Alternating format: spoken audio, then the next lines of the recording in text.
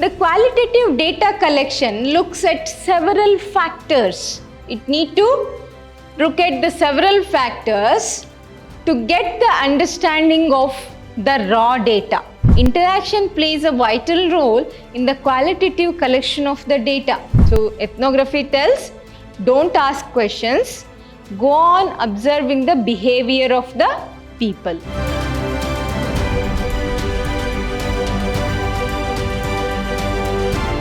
Hello students, welcome to the next session of Cloud Computing and Big Data Analytics.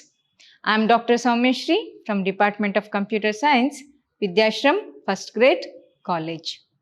Let's start this session. In this session, I am going to explain about the data collection methods of the big data. How does data are going to be collected in the big data? What kind of data are going to be recognized as big data? Like this and other miscellaneous concepts in the data collection. Let's start this session. Okay. The first thing that we need to know in the big data is the business and the organization that are here today are connected to their clients, customers, users, employees, literally everyone through the use of the computers and network. They are connected to each one of them. Each human is connected to a business or an organization. Each business and organization needs the data about the customers, the employees, clients, competitors, all the information we need to develop a business. So the data can tell a story about any of these relationships. What are we need? What we expect from a client? What we expect from a customer? What we expect from a competitor? What are the things we expect from a competitor? All these things can be told by the data. What you want, I'm going to provide you. This is what the data says or the big data says. Whatever you want, I'm going to provide you. With this information, with each and every pin of information, organization can improve what they are going to improve, their operating methods, their policies, their plans, their strategies. Everything can be improvised with the help of the information collected about the humans which are with us. Maybe he may be an employee, he may be a customer, he may be a competitor, he may be somebody else who is remotely related to our business. Anybody, vendors, employees, anybody you take. Okay. Although data can be valuable, too much of information is not needed. It is an abnormal condition where you get a very pin-to-pin information of a person, isn't it?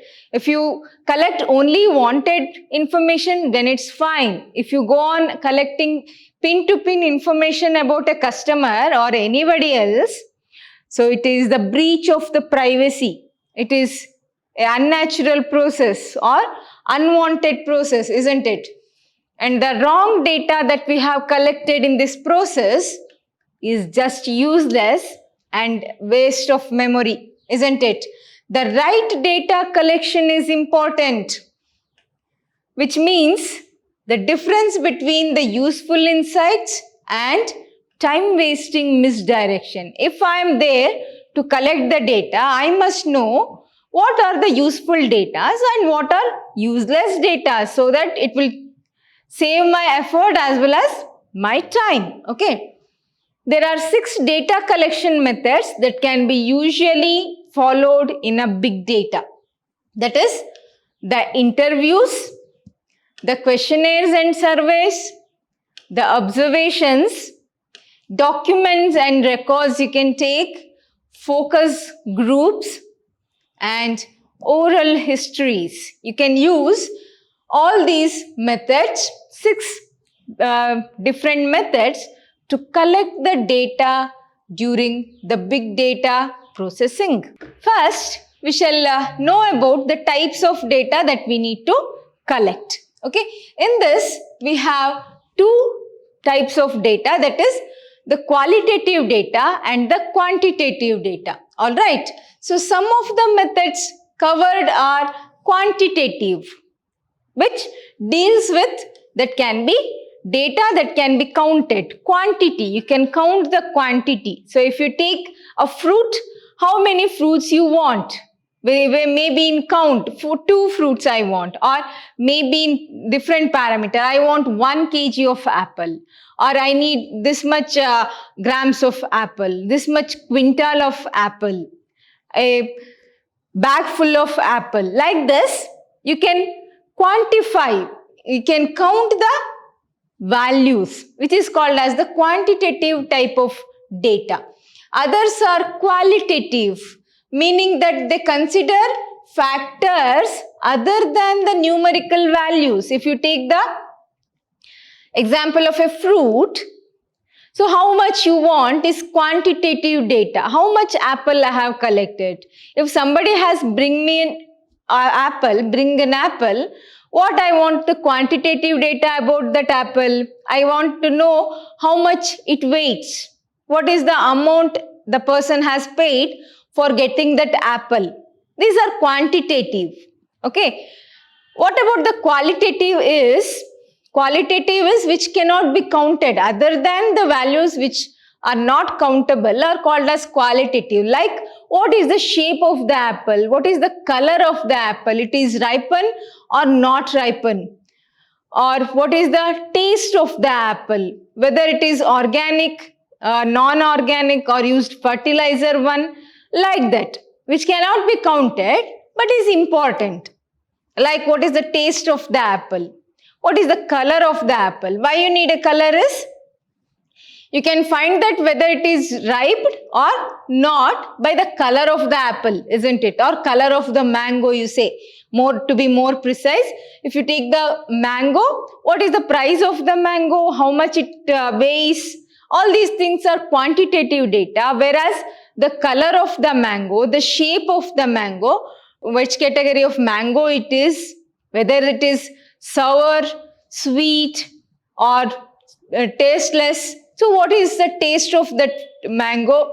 All these things are qualitative, which decides the quality of the mango, isn't it? So we have both qualitative and quantitative data. In general, we have the questionnaires, surveys and documents and records which are quantitative, which gives you quantity of something.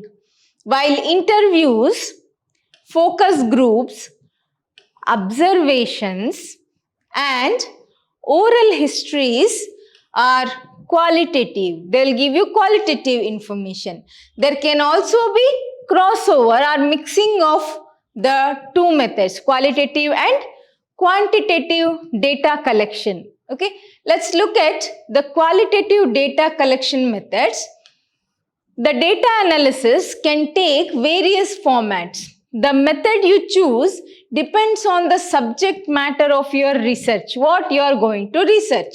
Okay, the quantitative methods such as surveys, large-scale benchmarks and prioritization answer the question how much. But these methods can leave the question why. How much is quantitative, whereas this is qualitative. This is where the qualitative data collection methods come to a play or plays a vital important role or an important part in the data collection. Why you want to collect? What are the basic things you need? How much is not what we need here. Why we need data? What we want to know from the data?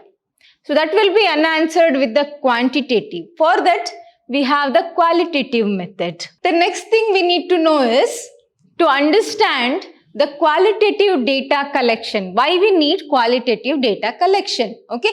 The qualitative data collection looks at several factors. It need to look at the several factors to get the understanding of the raw data, which are not organized, okay, which are not in a particular format. They are called as raw data.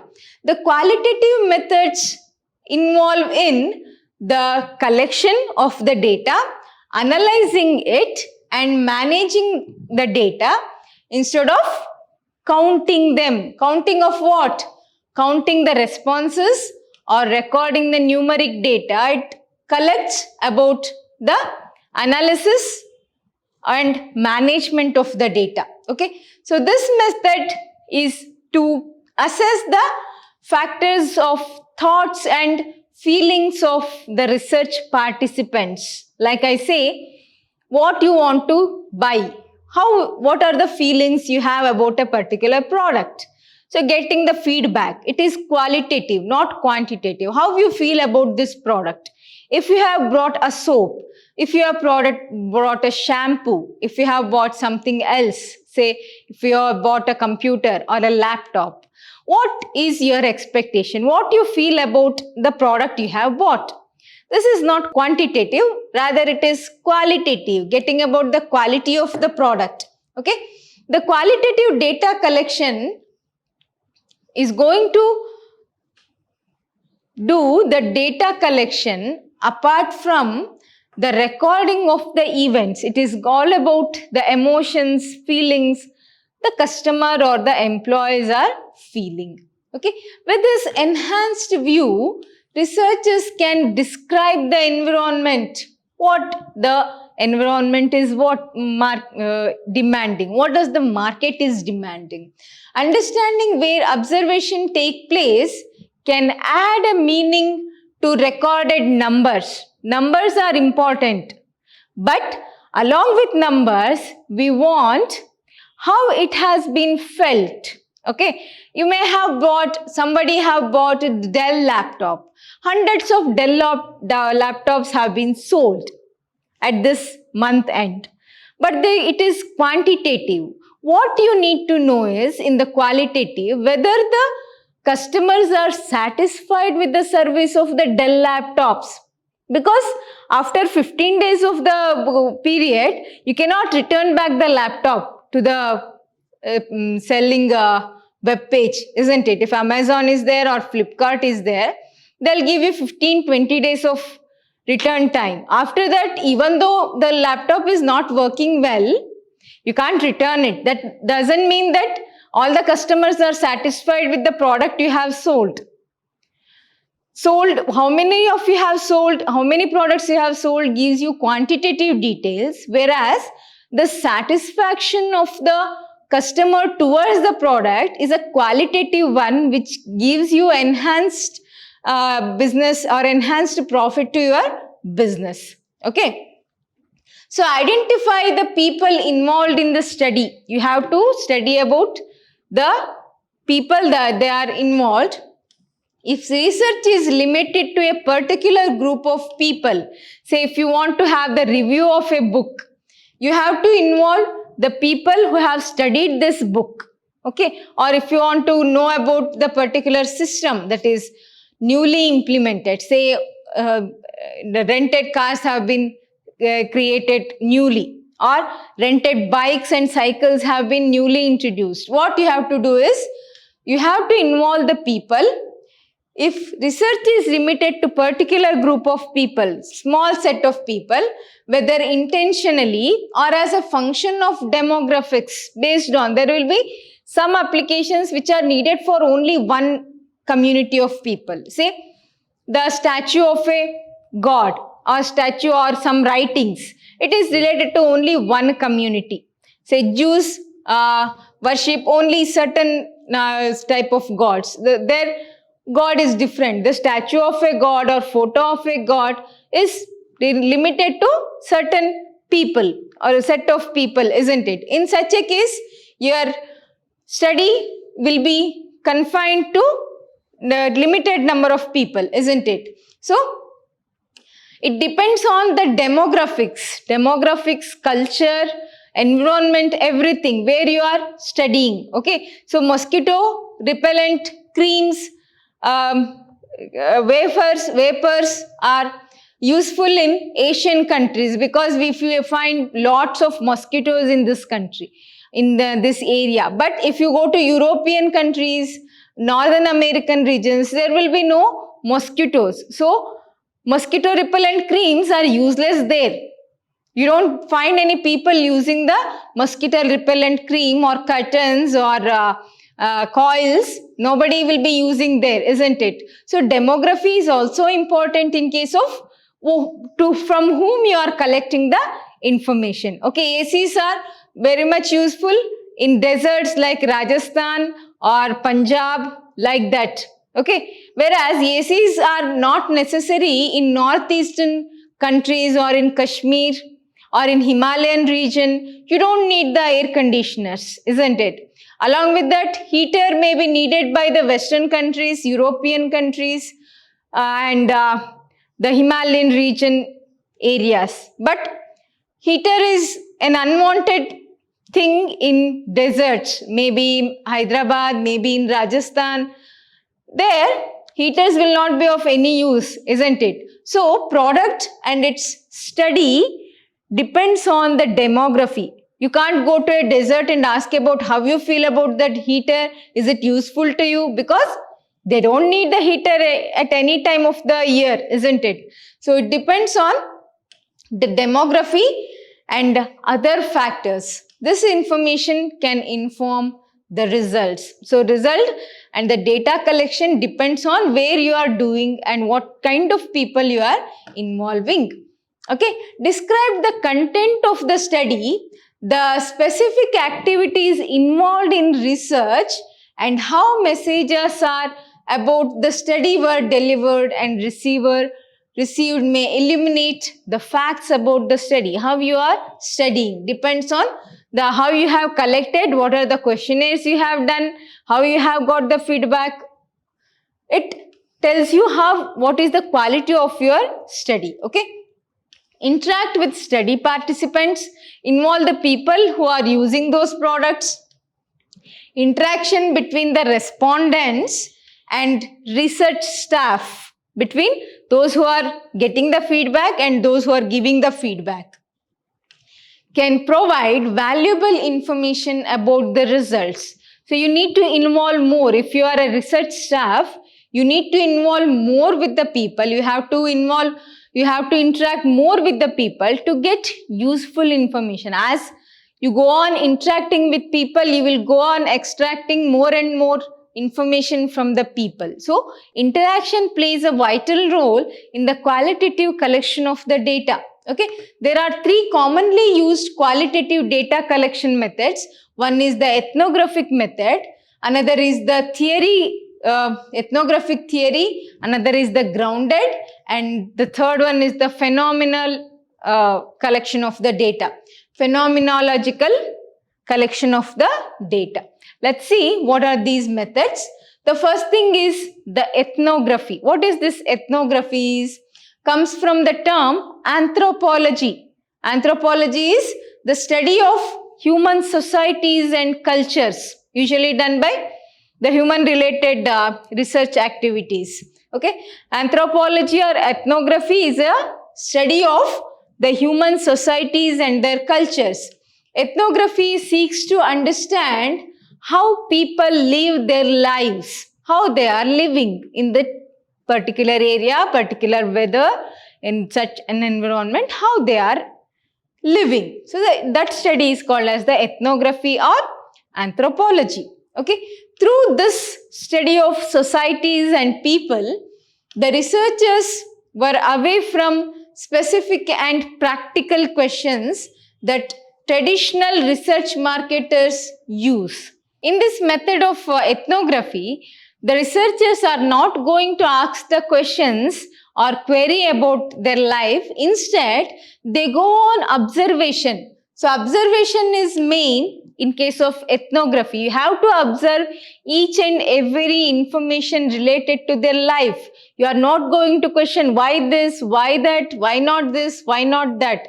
Instead, you silently sit and observe what they are doing, why they are doing, what is the reason. So Observe the participants in a non-directed way. Nobody is going to direct you. Observe this, observe that. By your sheer intention, you have to decide what you have to observe, what you need for your data collection, what are the things you need to observe. So everything must be decided by the researchers only.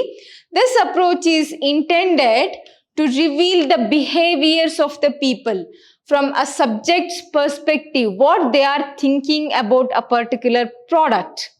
If you have observed or if you have fixed an air conditioner in a house, you need not to ask how you are feeling, whether you are feeling hot, whether you are feeling cool. Instead, you sit in the corner and observe what are the members of the house are reacting to this new facility, whether they are feeling comfortable, uncomfortable, they are happy. All these things will be observed only in the observation. You are not going to ask anything with them. Okay? Rather, from the view of the researcher, you will get these views from their perspective, not from the researcher's perspective. Okay? The ethnography helps fill in the blanks. Why we are missing. If they are not satisfied with our product, where was the problem? Okay? When a participant may not be able to articulate their desires or the reasons for their decisions or behaviors. So when you go on observing, you will get to know many things why this is happening. If a product is not selling, just by observing the market, sitting in a mall or sitting in a shop, observing why customers are not desiring to get our product.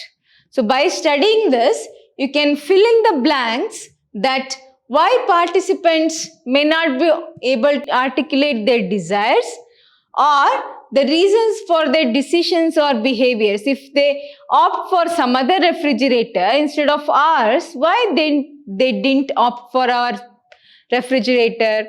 What was the problem? Whether the capacity, whether the cooling effect, whether the rate, which is that, whether the consumption of the electricity, which parameter is affecting the sale of this model of refrigerator will be filled up by using the ethnographic study. Instead of or in addition to the ethnography, asking why a participant acts in a certain way, researchers use observation to understand the why behind these desires or behaviors. So ethnography tells, don't ask questions, go on observing the behavior of the people. Okay. The next thing is the grounded theory. What is this grounded theory is all about? It was discovered when sociological researchers sought to provide a level of legitimacy to qualitative research, a particular method of research in qualitative terms, to ground it in reality rather than assumptions. Instead of assuming this may be the reason, that may be the reason, you have to work in ground level. That is what the qualitative research says or qualitative collection says. Before this grounded level of research, qualitative data analysis was actually done before any quantitative data was collected. So instead of collecting the quantitative, before the quantitative, qualitative research was done.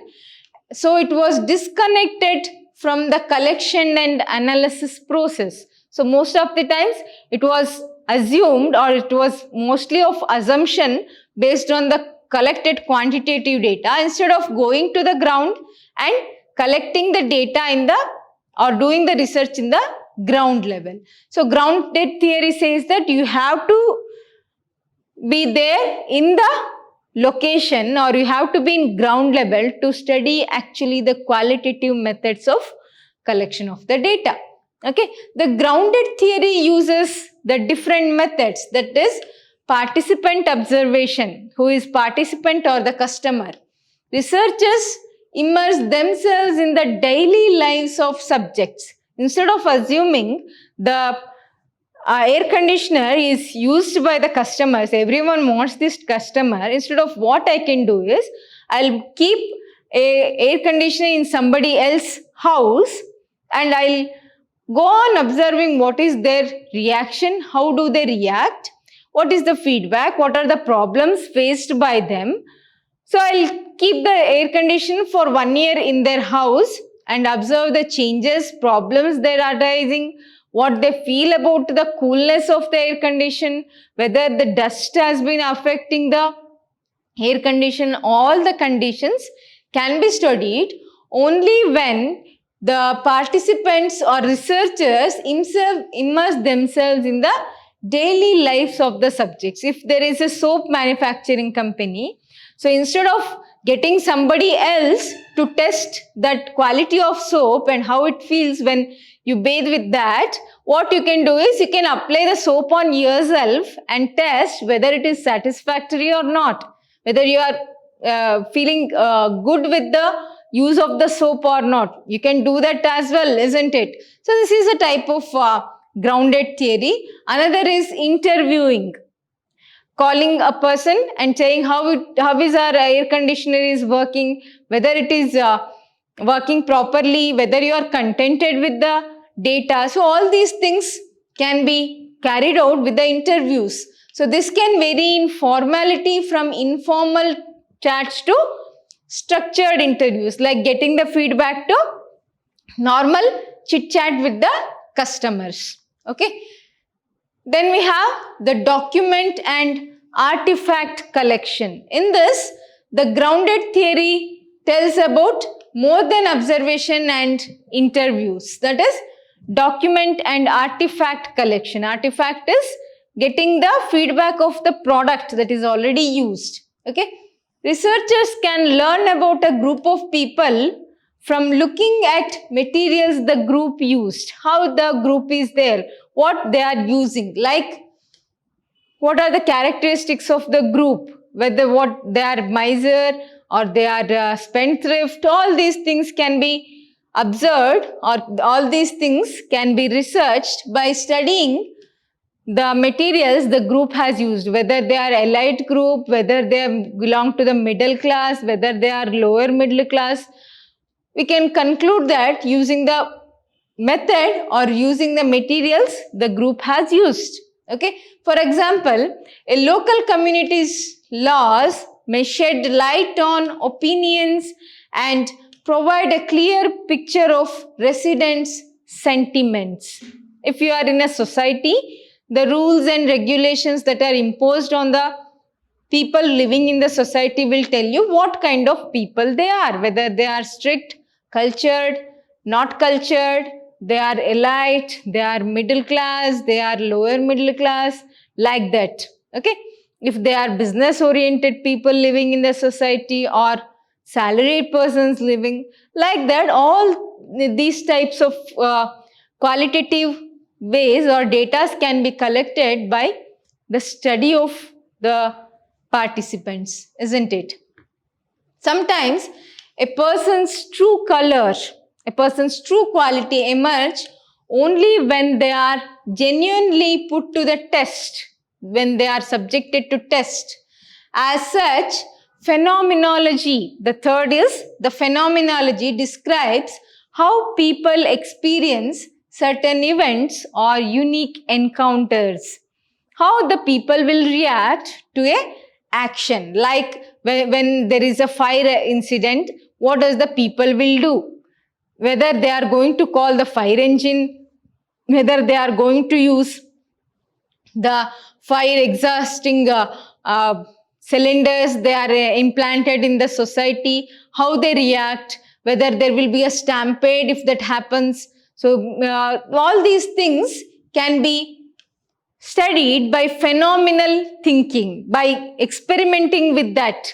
We will experiment. Suddenly we will rush as kidnappers or as thieves and observe the reaction of the people. So this is about the phenomenology. Instead of asking the questions, feedbacks, they will not feel serious. Instead, if you make the phenomenon feel for those people, then you can get the person's true characteristic out.